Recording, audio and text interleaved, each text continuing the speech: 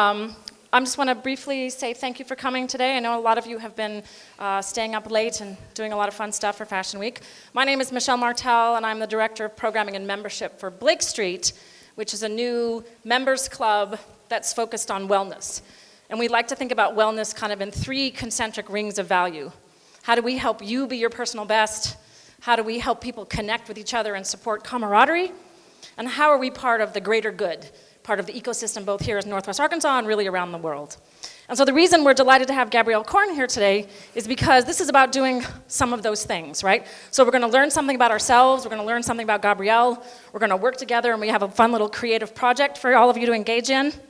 And we're going to come out and we're going to have really sort of transformed a little bit. So my encouragement for you today is really have fun, connect with people maybe that you don't know, learn something about them, and really just enjoy yourself. And now I wanted to bring up Sunshine from AAFW.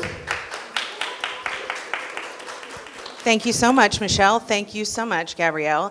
I'm Sunshine Broder. I am on the board of Arkansas Arts and Fashion Forum. We are the nonprofit that is sort of funds Northwest Arkansas Fashion Week.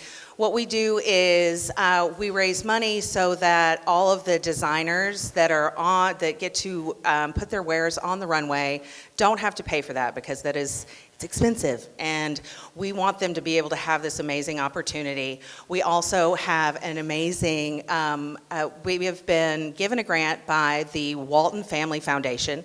They're backing our education program that is also going along with Arkansas Arts and Fashion Forum, so that things like this can happen, so that we can have really exciting people come in and talk to everybody, so that you guys can go to maybe a sewing class, you can learn something in whatever venue and part of fashion that you're interested in.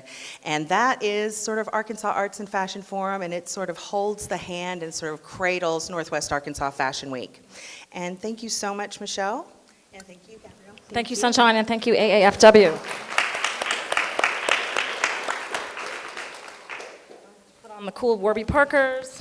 So you all probably know Gabrielle Korn, but I just wanted to read her bio because she is really an impressive young woman and has done a lot. So Gabrielle is the editor-in-chief at Nylon Media, where she oversees all digital content creation across platforms: editorial, social media, video, and art.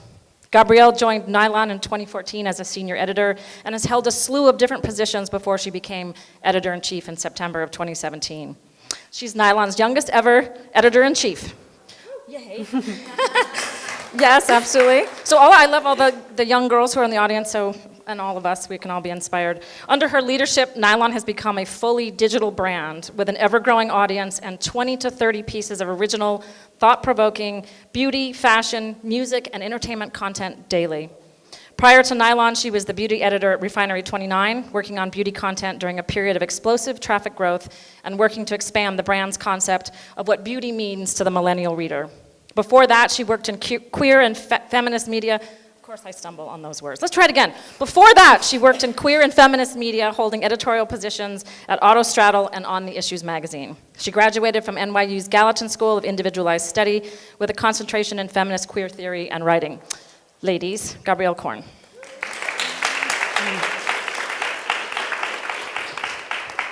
So let me just give you a quick sense of what we'll do. We're going to spend about a half an hour talking with Gabrielle. There'll be some time for audience Q&A, but then we want to get you off to the sort of fun, hands-on project piece of this, where you'll get to all work together in small teams to build your own Nylon Bentonville cover magazine digitally. And then Gabrielle, I'm telling her she has to channel her inner Miranda Priestley and kind of be like, I get to be editor-in-chief for the day.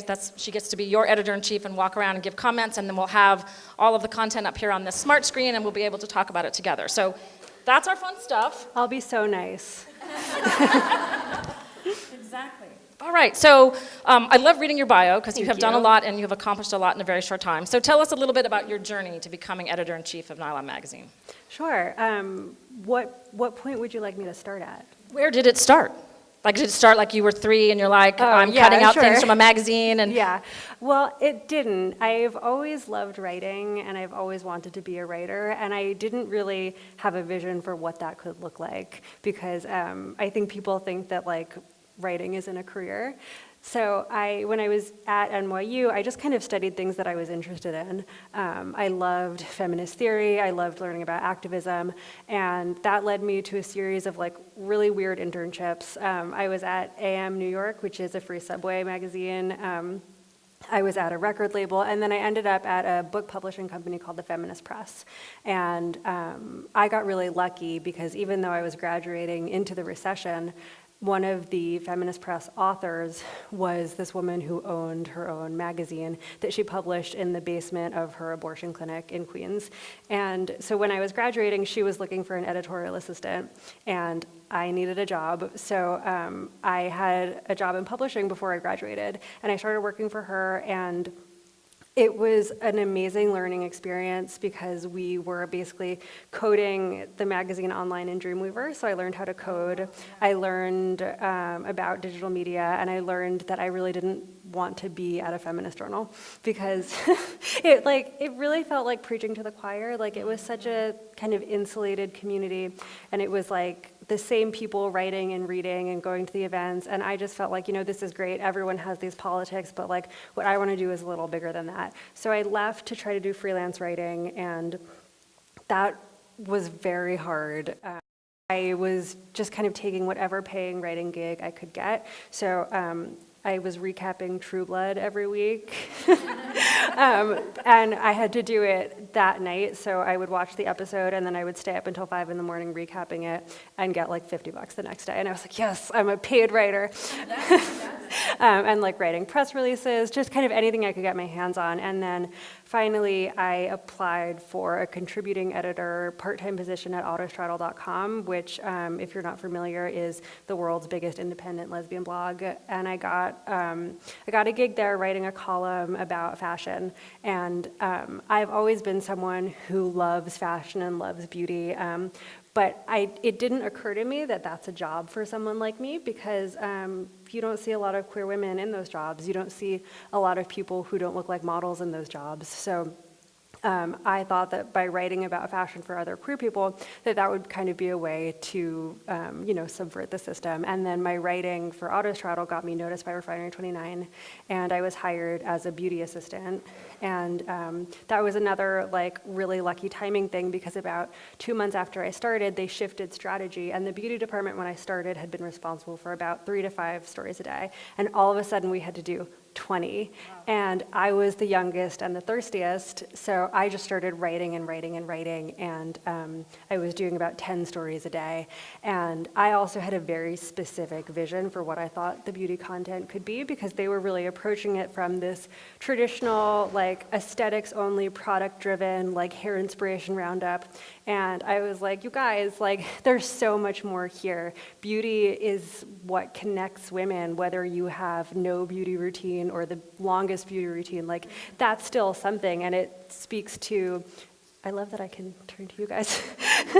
It speaks to how you see your place in the world, how you make time for yourself. So I convinced them to let me start writing personal essays about how I experienced beauty as a queer person, and I started that with an essay about not shaving my legs as a queer signifier, and it was the first time anyone had written about body hair in that way for the website, and it ended up going viral and was this huge moment for them because I had been whining to deaf ears, and they were like, oh, maybe there's something here. So I ended up writing part of the style guide for how to talk about LGBT people because everyone was just doing a terrible job of it, and I just couldn't. This is what year? This is 2014. No, 13.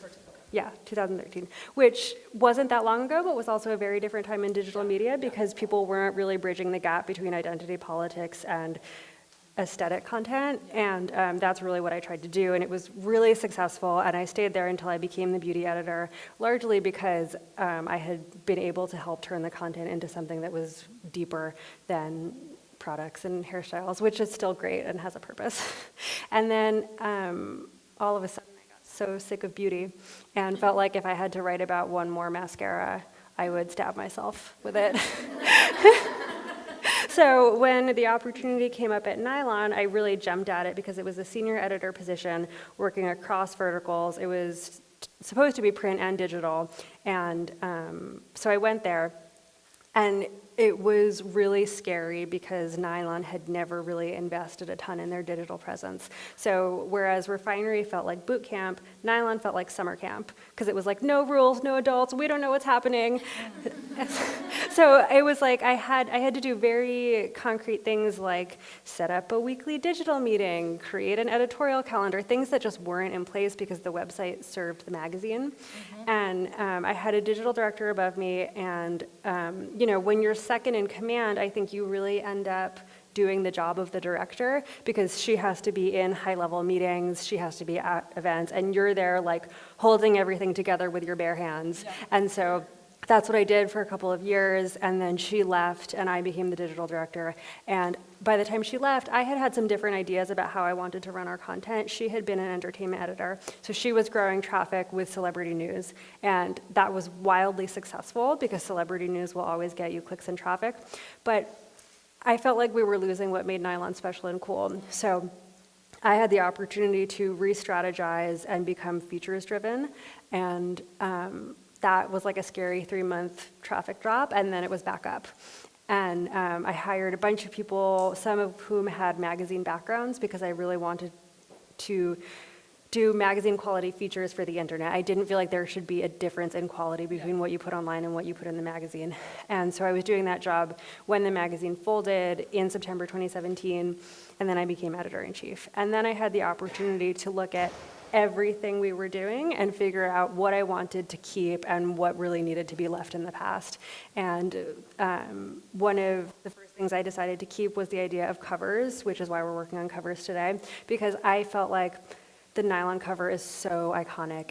People love it. People love having content anchored around one idea and one person and one theme. So I kept that. And then I looked at what the themes were, and I changed all of them because it was things like the denim issue. And that's great, but why have a denim issue when you can have Black History Month or Women in Power or Gay Pride, all of these things that are really substantive that you can still do beautiful, inspiring fashion around, but that speak to a greater purpose. And so that change was kind of a metaphor for how I shifted our content in general. And I tried to start thinking about it as, instead of a singular reader that we're trying to attract, a set of values. And those values are that we are intersectionally feminist, we're anti-racist, we're queer encompassing, which is different from being queer friendly because it means that anywhere you look, you should feel included, basically. And then I hired people who feel strongly about that mission. Love it. So who's inspired? Because I'm super inspired. Thank you. And I think what's really interesting is, do you think about women's magazines historically, from whatever the 18th century, is they're their sweet thing, you get to look at fashion. So I love that you've subverted that whole medium into stuff very, what is it? Not Vogue, but the one that's very political right now. What am I spacing on? Teen Vogue. Teen Vogue, right? Where it's really taking a political position on stuff, because why not? So love that. So you've made a commitment to making fashion more feminist, racially diverse, and queer friendly. So what does this look like on a daily basis for you in your work? What does that mean? Sure. So the most important thing with those values is that you hire for them. So I have a really diverse team of women running the show, and that makes all the difference in the world. You can't be doing anti-racist content with a room full of white people. So that's the first thing. But also, when we think about what stories we're covering and how we're going to cover them, we pick things that line up with those goals. So we talk about news, but we always have a very specific angle to it because no one is coming to nylon.com for hard news. They're coming for a point of view. So we make sure that point of view is apparent no matter what you're reading. And then it's really simple things. I scan the homepage all day, every day, making sure that there aren't too many of the same type of woman in a row. These visual things that might make someone leave a site really quickly if they don't see themselves. So we have 5 minutes left. Okay, I'm gonna jump into a thing. Yes. Okay, so here's a good question for you. So how does Nylon encourage action towards social and political engagement? So what are you doing that not only tells your readers here a point of view, but here's what you can do? How does it translate into your readers' lives? Sure. We really try to inspire them by talking about people who are doing amazing activist things. We do, profiles, stories, things to get them really excited about the mission that we have. we're not a nonprofit, so we don't really like do organized events. But I think it's more about just like instilling a sense of urgency into our readers and getting them to care about the things that we care about. Gotcha. In February 2018, you released a cover for Nylon featuring 5 up-and-coming Black models in celebration of Black History Month, instead of maintaining the normal February issue. So what was the response from your readers and the industry, from advertisers? How are people responding generally to your shift for Nylon? It was incredible. I think people are really ready for this type of content, and it's really rewarding to put a lot of work into something like that. Because, I mean, imagine trying to coordinate the schedules of 5 up-and-coming models. Like, it was a nightmare. But, it was great, and we had Roxanne Gay write the story, and she's like just so incredible. And I think having her write the story really gave us a lot of credibility in the space, because she's like, one of the most important living feminist writers of our time.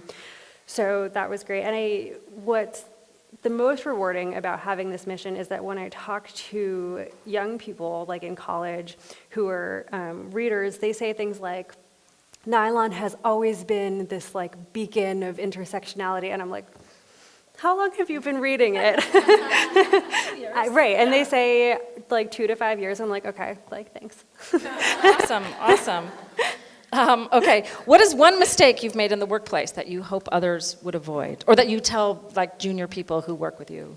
What's some advice? Yeah, trying to do everything. I think it's important for everyone, but especially managers, to like acknowledge like I'm just one woman. I cannot be everywhere at once. And when I've tried to do that, that's when I let things slide and I miss things. So being better about delegating has been really important for me. Trusting people to do their jobs. And ultimately, it's good for everybody when you let people do their thing. So. Yeah, demonstrate faith. Okay, so guilty pleasure television. Ooh. I mean, television in quotes. However you consume your media. Yeah. I watch a lot of television. So I felt really guilty watching You. I know. It was like so bad, and then like a day went by and I had watched all of it. I want to leave a couple minutes for audience Q&A, and then we'll have time again at the end. So I will hand the mic to anybody who has a question. Question right here, hold on. Hi, thank you so much for being here. So as you produce this diverse and inclusive and encompassing content, how have you found it to work in the world around you? Your talent pool, vendors, companies, products that you want to feature, are you finding that it's easy to pull in the type of content that you want to, or that it's challenging? Both. Talent is really excited about it because the talent that I'm getting is generally people who have been left out of the conversation. So they feel really seen and valued, and like that is so special and amazing. I had some issues with advertisers. Like a few years ago, I was told that we had to stop doing period content because the advertisers didn't want to be next to it. And I was like, well, that's not my problem. So that was a fight. And then, we've had several different CEOs in my time at Nylon, and the support from them has varied. I'm really lucky that right now I have a lot of support, but I didn't always, there were times when it was really a fight to be able to do the kind of political stuff that we wanted to do. And I really just kind of doubled down because I feel like my purpose in this industry is to do that kind of work, and I'm working too hard to not do it. And if I can't do it, then what is the point? Thanks. Other questions? Hi. Hi. You spoke about not compromising in quality when you're online. How do you Yeah. manage that with everyone's expectations for volume and expecting something new every time they come to the site? Yeah, so it's hard. I fought to make sure that I could have a copy editor, which is something that not all digital platforms have, but I have someone who looks at every single thing before it goes up. So usually there are 2 layers of edits. You have the executive editor and then the top editor for every single thing. But also I break it out into 2 different kinds of stories, features and news. And features are planned about a month out. And everyone is responsible for a different amount of features, but they have a month to get them done. And then news, which is half the content, we plan in the morning. So the news is 4 paragraphs should take you like 30 minutes to write, and then you have the rest of the time to work on your features. My question kind of builds on everyone else's, but how do you not sacrifice the heart and soul in your point of view in publications when SEO and clicks are driving media, especially for digital? Yeah, that's a great question. I mean, for us, for Nylon specifically, we're never going to be like a 30 million uniques a month website, and that's not really what we're trying to do. I think other brands have tried to be everything to everyone as their growth strategy, and for Nylon, it's kind of the opposite. I'm trying to make us as Nylon as possible and have the brand be very cohesive and yeah, do it that way. I mean, we do need to grow, everyone needs to grow, but one of the things that I changed in the strategy was this question of who is your reader, and that is like very traditional media speak for how you define what you're doing. So like you look at marketing materials, it pretty much always starts with who's the reader. And for me, that question was just totally reductive and useless because like there's no one reader, like there's a multitude of readers and they come to us because they have the same taste level. So rethinking of the brand as a set of values and taste is like a really good way to grow without losing who you are. So basically, if you like the music and the fashion we're talking about, amazing, like come on in, we want you. If you feel like you don't have access to those things because of who you are and where you come from, that's a huge problem and something I never want to do. So in that way, we are able to grow our audience across demographics while also staying really, really true to the brand. We are now going to break off into groups of 6 and kind of create our own hypothetical Bentonville magazine inspired by Nylon. Gabrielle's going to walk around and kind of give everyone some tips. We've got some instruction sheets, iPads, some little notepads and pencils that are going to come around. So I'm pretty much just going to count you guys off to start, and then you're just going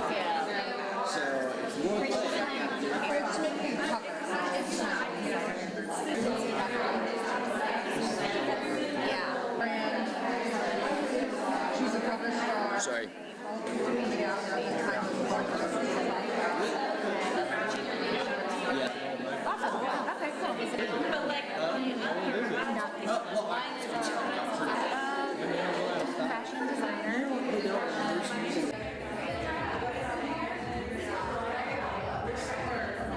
So Gabrielle now is going to just take a look at your work and be extraordinarily complimentary about your tenders. When I pull up the cover, we're not going in any particular order, but if the editor will come up here, that'd be great. So somebody come claim this one, guys.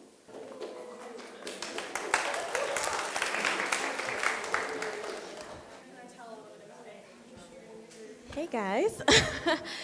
So my group and I, like our main theme is sort of education.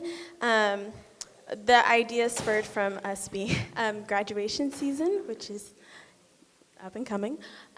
So we decided to go with another sort of main idea of finding your path. Like with education, it doesn't have to mean going to college. It also doesn't have to mean, it can mean going to trade school or doing all these other opportunities. So we decided to pick Yara. She actually got into Harvard, but she also, like, this quote definitely explains it. I really love acting, but I also want to be a historian. So it's about, like, finding your path, finding what your vocation and career is, and that's why we did that. Awesome. I love this one so much. I think Yara is like the perfect cover star. I love that you have the name of the story and a quote from her because that's a really good way to get people to read it. And I think like that photo is like totally what we would use as a cover photo because it's like that perfect torso portrait that you see on covers, but it's like a little bit unexpected because she's not like looking straight on. She's like having fun. So that's really awesome. Oh, and the one thing I wanted to mention to you guys, if you put something on social that looks like that says nylon, please just indicate that it's not actually nylon so that I don't get yelled at. Thank you.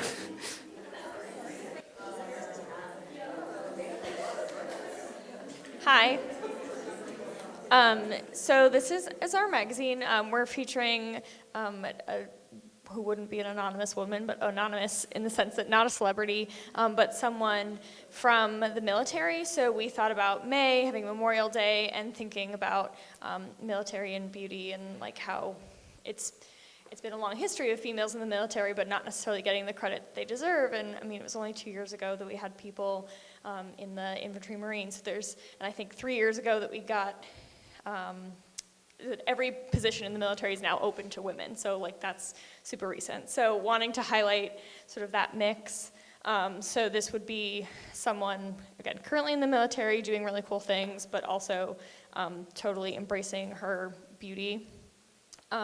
Thinking about how military has influenced fashion in non-military ways, so like the cut of jackets and buttons and like things that happen, and then also thinking about the spring and sustainability and what kinds of things are accessible to people, whether you live on a military base or you live in New York, how you can access those things and still be good for the planet. So I that's what we love got. that.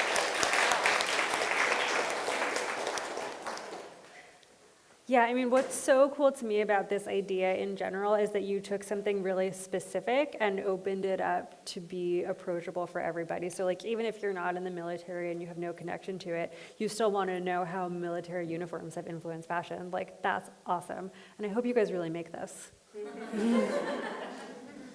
looks pretty decent. Yeah, so our colors were like pink and this bright yellow.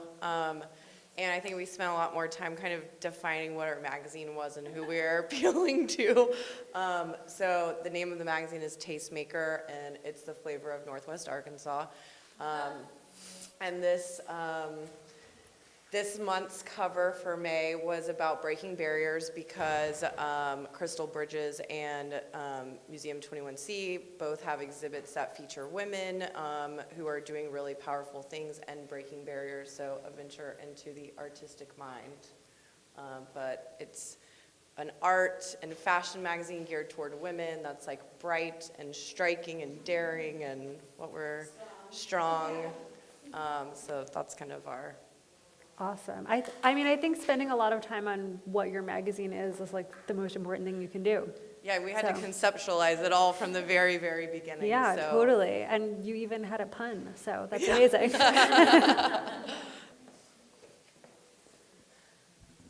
I'm really nervous to be up here. We just made our magazine like a Bentonville magazine named Gaze. We are featuring Channing Nicholas, who's coming into town, and she is a famous astrologer. Some of the things that she was going to talk about is your money, yoga, and some topics, but mainly just setting intentions for the summer is what the magazine is going to focus on. Awesome. Is she really coming, or is this Yeah, like I hope so. aspirational? Can you get her here? She should. Yeah. Totally. Yeah, but we just kind of tried to gear it towards it being a Bentonville magazine and her coming. I wish she would come. Cool, that's awesome. Yeah, I really like this. I feel like it's really cohesive, like, and what's cool about it is that you took things that feel really different, like money and wellness and astrology, but you're approaching it from the same perspective, and so that's why it's a magazine and not like 3 separate things. It's like that's the vision, and the vision can touch all of these different aspects of someone's life.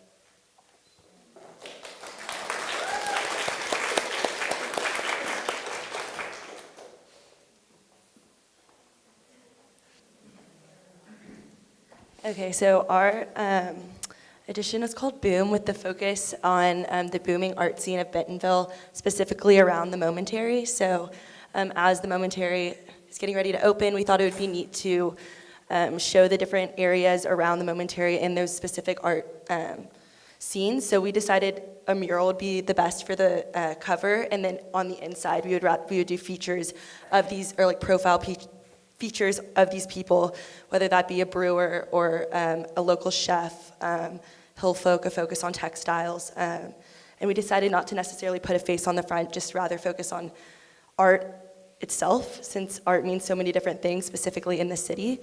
And just the larger piece on the inside, focusing on the Momentary opening as we approach in 2020. That's awesome. I mean, I love what you called it, and I love the tagline, "An emerging Bentonville." Like, that's, the cohesiveness there is so nice. Yeah. Okay, let's see this. Looks good. So we actually used one of the photos from Fashion Week, so that's why it kind of has that look, and it's very grainy and very cool, which we really loved. And so we called it the adventure issue. So that's also giving ode to summer. And so obviously we know that our area is one of the biggest booming areas as far as outdoors. We know that, everyone else doesn't. So we actually put the adventure issue in the heartland. So obviously we are the heartland, Bentonville, Arkansas. You know, I think there's obviously many of us are all from the coast anyway. So also what's really beautiful about this, the idea is that, and we're talking about gender neutral. So yes, this is the adventure issue, and she is obviously identifying as a female, but it also crosses all borders, all kinds of sport. It's not just women doing athletics or adventure. That would be what some people would say were feminine focused. These are women of all types doing activities that have some maybe even feminine and masculine qualities to them. So again, so where summer comes into this is that obviously our area is one of the biggest, and that obviously helps for advertising as well. Which is very important. Which is, somebody might think about that, so. Awesome, thank you. Thank you. So yeah.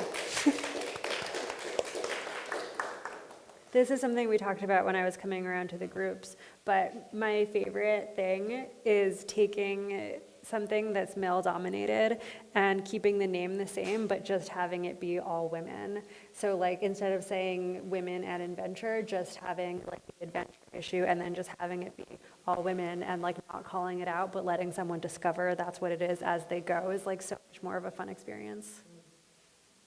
So one of the things that's hard in the world is doing digital.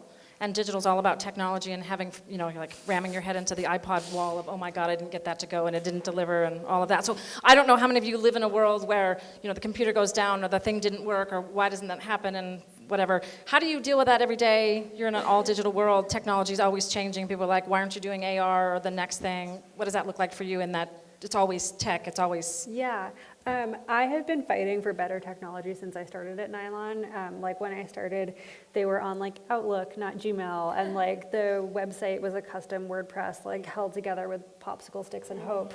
And so I have like really fought for us to invest in better tech, because it's like, that's what creates the experience that people have. So we just redesigned the website and got an all new back end and hired people to rebuild it from scratch. Technology. And it's like, there's still so many problems with it, and it's like every day we have to figure out like what the next thing to break is. But you know, it's very present. It's something that I've had to learn a lot about, but also I've grown up with technology, so I think it comes naturally to me. So do you have any advice for people, like if you're looking at people who want to work at Nylon or work in fashion or print or any of that, not print, but publishing. So what kind of skills should people have, or how do you stay on top of things? Like that, you know, you're sort of never done because there's always more. Yeah. So how do you demonstrate that? Well, I think the most important quality that's for someone to have is ideas. Like you have to be someone who's constantly coming up with things, and the thought of that shouldn't be scary to you. Like you should just be overwhelmed with stories and parties and things you want to do. And then the second piece is that you have to be a really good writer, because there's no job that doesn't involve writing. Yes, awesome. We're good. Oh, yay. So we kind of went the local route. Our magazine is called Back Row because we were the back row. We put quaint, cultured, fresh, emerging, because those are just like buzzwords that Bentonville uses, and we thought that would get the reader's attention. And then we also used a new word called scintilla, and it means a tiny trace or spark of a specified quality feeling. So we thought that could be a new word we could use with Bentonville. Awesome. I feel like I have a very good idea of what Bentonville is from how you described it. So that was really great.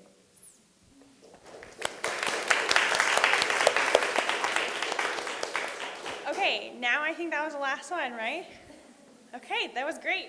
Awesome job, everyone. Thanks, guys. Well, thank you, guys. Yeah, round of applause for yourselves. So do you all feel super creative, and now you know you can just like roll up in New York City and just ring Gabrielle's door and be like, I got it. Please. I'm your next digital editor-in-chief. It's awesome. I think there's some instructions on the instruction page about how to share. Gabrielle had mentioned if you have one that says Nylon Magazine, put a qualifier in there and just say this is one we made up at this event, so people know that. And I think we have a little bit more time for questions. Shay, I'm looking at you. Yep. Cool. All right, other questions? Anybody? Here, right here. What's next for you and for Nylon? Well, for me, I just signed a book deal. So I'm working on a book. It's coming out next summer. So I'm not really sure what's going to happen for me after that. With Nylon, I am hiring. I'm constantly reimagining what we're doing. We're focusing on our events as something that needs to be reimagined, because historically there was always like an issue release party, and when you don't really have a magazine, it's really hard to do that. So we're thinking about like speaker series or ways to bring the Nylon experience to life. All right, so a Nylon pop-up event feels like what? Like, what are those? How are you going to manifest your values in a physical, experiential space? All right, so that's the next thing. You guys just come up with great ideas about how you can do that. All right, other questions? Start in the back and then share. So you talked a lot about the importance of hiring a really good team. What do you think is the best way to keep them engaged once they're already there, or how do you inspire people and help influence their career trajectories? Yeah, that's such a good question.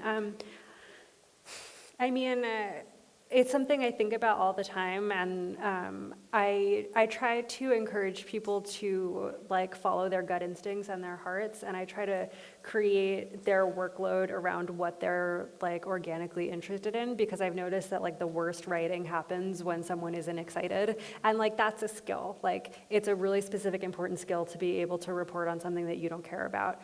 But I'm also like not interested in making people do that. So creating an environment where people have the time and the bandwidth and like the blessing from me to go to the event, go on the trip, like go to the thing, learn as much as humanly possible, and then write an amazing story about it.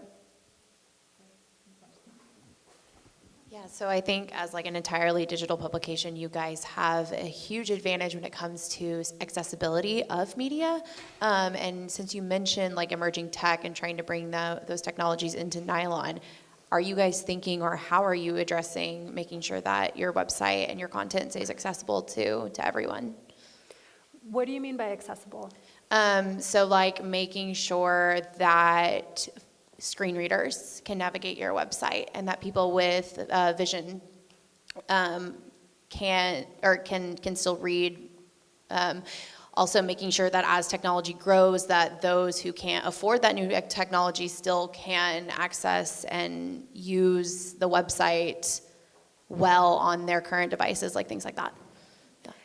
Yeah, I mean, there are really great laws in place that my design team follows in terms of how easy it is for people to read. In terms of people who don't have access to technology, you know, I actually don't know that much about that, but we do have like a desktop and a mobile version of everything, so even if you're reading Nylon on a library computer, it still should look really beautiful. Like there's nothing that says you have to have an iPhone to read it, like it's compatible with all screens. I really love your style. Do you have any style icons or somewhere where you get your inspiration to kind of dress? Oh, thank you. I feel like I'm constantly inspired, but I really like shopping secondhand, and I'm also like a sample sale queen. So like I'm on the mailing list for every sample sale place in New York, and I like take it really seriously. So like this is Ulla Johnson's sample. This is from a thrift store. This belt was handmade and a gift from the designer because she likes nylon.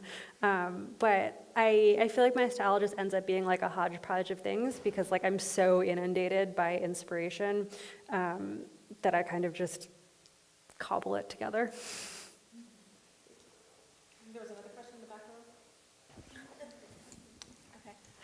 Hi.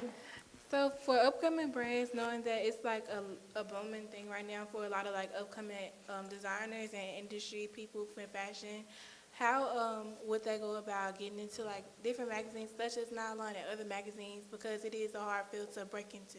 Sure. People cold pitch me all the time. Yeah, I mean, I think most editors are very, very reachable, and basically you just have to email us. Like, it's our job to find out about the new brands. So you're never bothering an editor if you have something cool to tell them about. For an aspiring editor of a magazine, what are some tips that you would give if this is the career they want to pursue? Yeah, I would intern, like at somewhere, doesn't have to be your dream job, but like somewhere similar, and start like networking as soon as possible. I didn't intern in fashion, but I interned at other places and so got work experience that way. But I've hired so many people who were my interns or were my friends' interns, because we really like when you are already familiar with what you have to do via an internship. But I mean, I think the most important thing if you want to be an editor when you're graduating is to let go of the idea that you will have your dream job immediately or even in 5 to 7 years.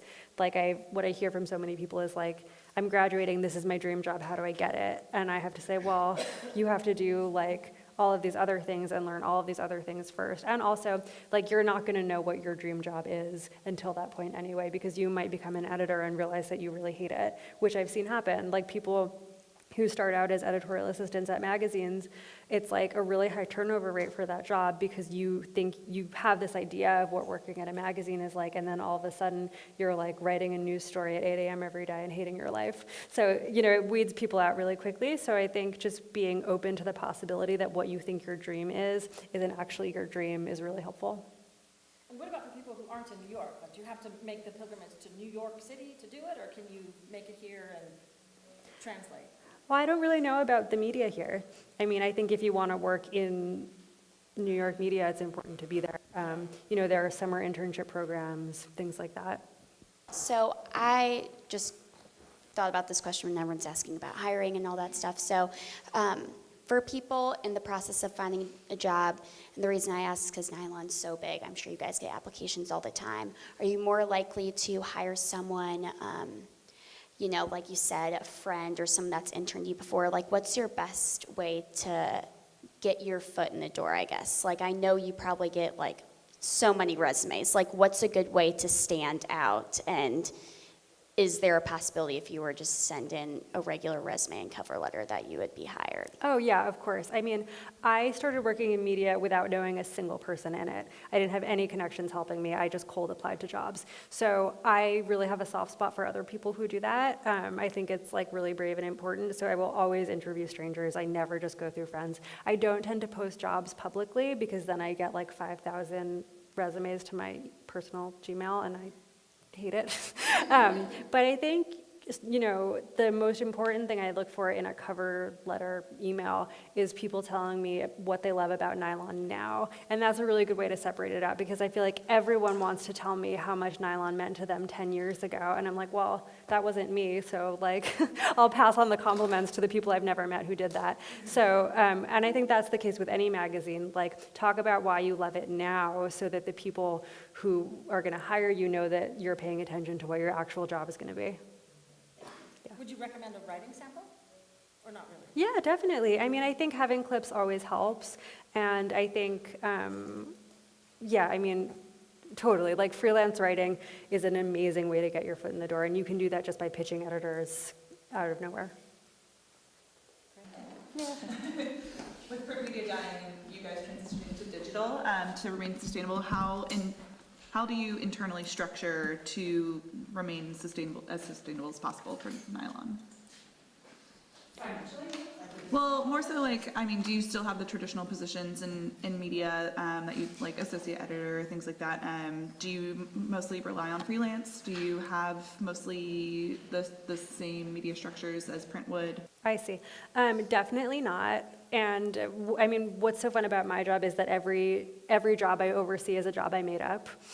It does resemble traditional editorial structures in some way. We have like an executive editor, a managing editor, a senior editor, vertical heads, so beauty, fashion, entertainment, a generalist, and then 2 assistants, and then a staff writer. So that's editorial.